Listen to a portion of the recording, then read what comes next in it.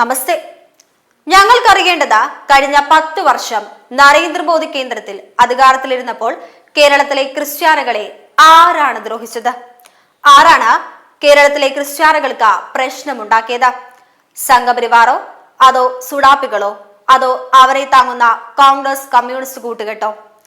ഇടുക്കി മെത്രാനെ ബോംബെറിഞ്ഞതും അരമന അടിച്ചു തകർത്തതും സംഘപരിവാറാണോ? ജോസഫ് മാഷിന്റെ കൈവെട്ടിയെടുത്തത് സംഘപരിവാറാണോ? മുസ്ലിം കുട്ടികളുടെ മുന്നിൽ വെച്ച മറ്റു കുട്ടികൾക്ക് പന്നി മാംസം വിളമ്പി എന്ന് പറഞ്ഞ പത്തനംതിട്ട എരുമേലിയിൽ കായിക അധ്യാപകനെയും പ്രധാന അധ്യാപകനെയും സ്കൂളിൽ കയറി തല്ലി ചതച്ചത് സംഘപരിവാറാണോ? ഹാഗിയ സോഫിയ എന്ന ക്രിസ്ത്യൻ പള്ളി മുസ്ലിം മോസ്ക് ആക്കിയതിനെ അഭിനന്ദിച്ച ലേഖനം എഴുതിയത് ഈ പറഞ്ഞ സംഘപരിവാറായിരുന്നു. പാളാപിതാവിനെതിരെ കൊലവിളി മുഴക്കിയതും കേസെടുപ്പിച്ചതും മാപ്പ് പറയിക്കാൻ നടന്നതും സംഘപരിവാറാണോ? ബൈബിളിൽ ഡീസൽ ഒഴിച്ചു കത്തിച്ചത് സംഘപരിവാറായിരുന്നു. ഫാദർ ആന്റണി തറൈക്കടവിലിനെതിരെ കൊലവിളി മുഴക്കിയതും കേസെടുപ്പിച്ചതും സംഘപരിവാറാണോ? ന്യൂനപക്ഷ സംവരണ ആനുകൂല്യങ്ങൾ 80% മുസ്ലിങ്ങൾക്ക് കൊടുപ്പിച്ചത് സംഘപരിവാറായിരുന്നു. ലവ് ജിഹാദിനെതിരെ ബോധവൽക്കരണം നടത്തിയ വൈദികനെ വാഹനമിടിപ്പിച്ചു കൊല്ലാൻ ശ്രമിച്ചത് സംഘപരിവാറാണോ? ഹിജാബ് വിഷയത്തിന്റെ പേരിൽ വൈദികനെയും കന്യാസ്ത്രീയും തടഞ്ഞുവെച്ച മാപ്പ് പറയിപ്പിച്ച വീഡിയോ ചിത്രീകരിച്ച് പ്രചരിപ്പിച്ചത് സംഘപരിവാറായിരുന്നു. പുൽക്കോട് തകർത്ത് ഉണ്ണിയേശുവിനെയും മാതാവിനെയും എല്ലാം എടുത്ത് തോട്ടിലെറിഞ്ഞത് സംഘപരിവാറായിരുന്നു. താമരശ്ശേരി ബിഷപ്പിനെ നികൃഷ്ടജീവി എന്ന് വിളിച്ചത് ഈ സംഘപരിവാറായിരുന്നു.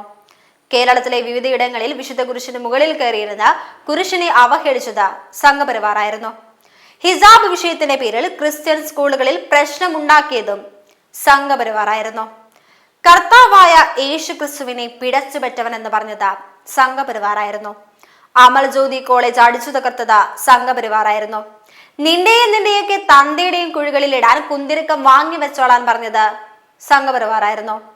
ക്രിസ്ത്യൻ പെൺകുട്ടികളെയും വീട്ടമ്മമാരെയും ലവ് ജിഹാദിന്റെ കെണിയിൽപ്പെടുത്തി ജീവിതം നശിപ്പിക്കുന്നത് സംഘപരിവാറായിരുന്നു. ഈശോ എന്ന സിനിമയും കക്കുകളി എന്ന നാടകവും നിർമ്മിച്ച കർത്താവായ യേശു ക്രിസ്തുവിനെയും കന്യാസ്ത്രീകളെയും വൈദികരെയും അവഹേളിച്ചത് സംഘപരിവാറായിരുന്നു. മയക്കുമരുന്നിലൂടെ ക്രിസ്ത്യൻ പെൺകുട്ടികളെയും ആൺകുട്ടികളെയും ജീവിതം നശിപ്പിക്കുന്നതും ഞാൻ ഈ പറഞ്ഞ സംഘപരിവാറായിരുന്നു. ഹൈക്കോടതി വിധിച്ച സംവരണ ആനുകൂല്യങ്ങൾ ക്രിസ്ത്യാനികൾക്ക് നൽകാതിരിക്കാൻ പൊതുജനങ്ങളുടെ നികുതി പണമെടുത്ത സുപ്രീം കോടതിയിൽ അപ്പീലിന് പോയിരിക്കുന്നത് സംഘപരിവാറാണോ? പാഠപുസ്തകങ്ങളിൽ നിന്നും ചാവറ കുര്യാക്കോസ് അച്ഛന്റെ ചരിത്രവും പേരും നീക്കം ചെയ്തത് സംഘപരിവാറായിരുന്നു.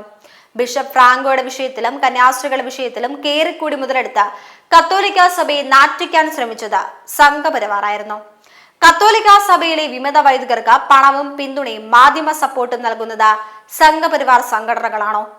ക്രിസ്ത്യൻ വിശ്വാസങ്ങളെ താറടിച്ചു കാണിക്കാൻ വേണ്ടി കവല പ്രസംഗങ്ങൾ സംഘടിപ്പിച്ചത് സംഘപരിവാർ സംഘടനകളായിരുന്നു. പൂഞ്ഞാറിൽ വൈദികരെ അപായപ്പെടുത്താൻ ശ്രമിച്ചത് സംഘപരിവാർ സംഘടനയിലെ പ്രവർത്തകരായിരുന്നു.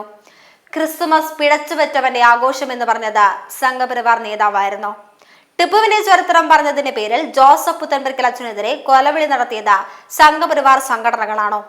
ക്രിസ്ത്യൻ വിശ്വാസങ്ങളെയും വൈദികരെയും താറടിച്ചു കാണിക്കാൻ സിനിമകൾ നിർമ്മിക്കുന്നതിന് പുറകിൽ സംഘപരിവാർ സംഘടനയുടെ പ്രവർത്തകരാണോ?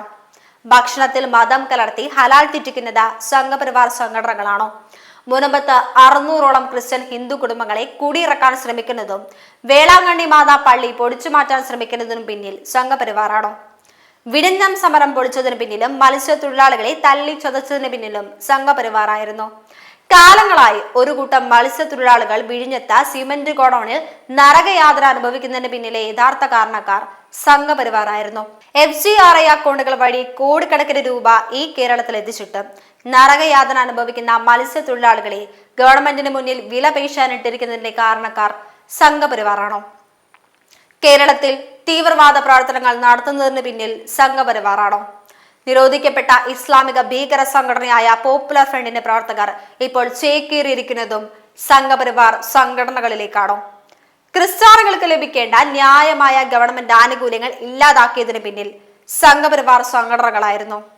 പൂന്തുറ കലാപത്തിന് 3 ക്രിസ്ത്യൻ മത്സ്യത്തൊഴിലാളികളെ മൃതശരീരങ്ങൾ കുഴിച്ചെടുത്ത ഖബർസ്ഥാൻ സംഘപരിവാറിന് കീഴിലുള്ള ക്ഷേത്രത്തിൽ നിന്നായിരുന്നു.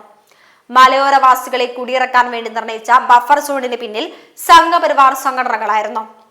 വന്യജീവി ശല്യത്തെ നിയന്ത്രിക്കാൻ തടസ്സമായി നിൽക്കുന്നത് കേന്ദ്രം ഭരിക്കുന്ന സംഘപരിവാറാണോ? ഈ പറഞ്ഞതിൽ ഒന്നിലും സംഘപരിവാർ സംഘടനകൾക്ക് പങ്കില്ല എന്ന് മാത്രമല്ല, ഈ വിഷയത്തിലെല്ലാം BJPയും സംഘപരിവാർ സംഘടനകളും ക്രിസ്ത്യാനികൾക്ക് ഒപ്പമായിരുന്നു താനും. ഇന്ന് ക്രിസ്ത്യാനികൾക്ക് വേണ്ടി മുതലക്കണ്ണീർ ഒഴുക്കുകയും വ്യാജ കണക്കുകളുമായി വീഡിയോ നിർമ്മിക്കുകയും ചെയ്ത ഒരാളും മേൽപ്പറഞ്ഞ വിഷയങ്ങൾ ഉണ്ടായപ്പോൾ ക്രിസ്ത്യാനികൾക്ക് വേണ്ടി ഒരു വാക്ക് മുറിയാറിയിട്ടില്ല. എന്നിട്ടും ഇലക്ഷൻ അടുത്തപ്പോൾ ക്രിസ്ത്യൻ സ്നേഹവുമായി ഇറങ്ങിയിരിക്കുന്നു ഉളുപ്പില്ലാതെ. അരമനകളിലിരുന്ന BJPക്കും സംഘപരിവാറിനുമെതിരെ പ്രസ്താവനകൾ ഇറക്കുന്നവരുടെ താല്പര്യങ്ങൾക്കനുസരിച്ച് കഴിഞ്ഞ 75 വർഷം വോട്ട് ചെയ്ത ഈ നാട്ടിലെ ശരാശരി സത്യവിശ്വാസികളായ ക്രിസ്ത്യാനികൾ സ്വയം ചിന്തിച്ചു തുടങ്ങുക. നിങ്ങളെ തുണച്ചതും ചതിച്ചതും ആരാണ്?